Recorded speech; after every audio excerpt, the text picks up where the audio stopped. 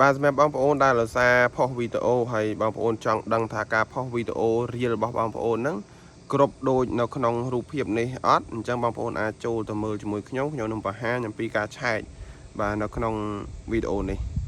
បាទអញ្ចឹងជំរាបដំបូងបងប្អូនចូលមកកាន់ Facebook របស់យើងឬក៏ page របស់យើងមកបន្ទាប់មកទៀតបងប្អូនយកកន្លែង dashboard បាទកន្លែង dashboard នេះតមកចុចកន្លែងហ្នឹងមកហើយឃើញមកបែបនេះអញ្ចឹងបងប្អូនរកពាក្យកន្លែង content នៅខាងលើយកពាក្យ content ហ្នឹងមកចេញមកបែបនេះអញ្ចឹងបងប្អូនចង់ឆែកមើលវីដេអូមួយណាកន្លែងនេះបងប្អូនយកមើលកន្លែង tray 3នៅខាងនេះក៏បានដែរវីដេអូយើងឃើញជាជួរបាទហើយដល់ពេលឃើញអញ្ចឹងបងប្អូនចុចមកលើវីដេអូយើងមួយណាឥឡូវខ្ញុំចុចវីដេអូខាងលើនេះបន្ទាប់មកទៀត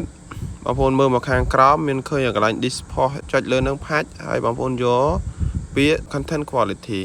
យកកន្លែងហ្នឹងបន្ទាប់មកយកខាងក្រោមគេបងអស់នេះចុចកន្លែងហ្នឹងនឹងឃើញហើយបាទនឹងឃើញនេះ9ចំណុចអញ្ចឹង9ចំណុចនេះបើសិនបងប្អូនធ្វើគ្រប់ទាំង9ចំណុចបានន័យថាវីដេអូបងប្អូនល្អវីដេអូហ្នឹងគឺការផុសហ្នឹងគឺជំរុញទៅខ្លាំង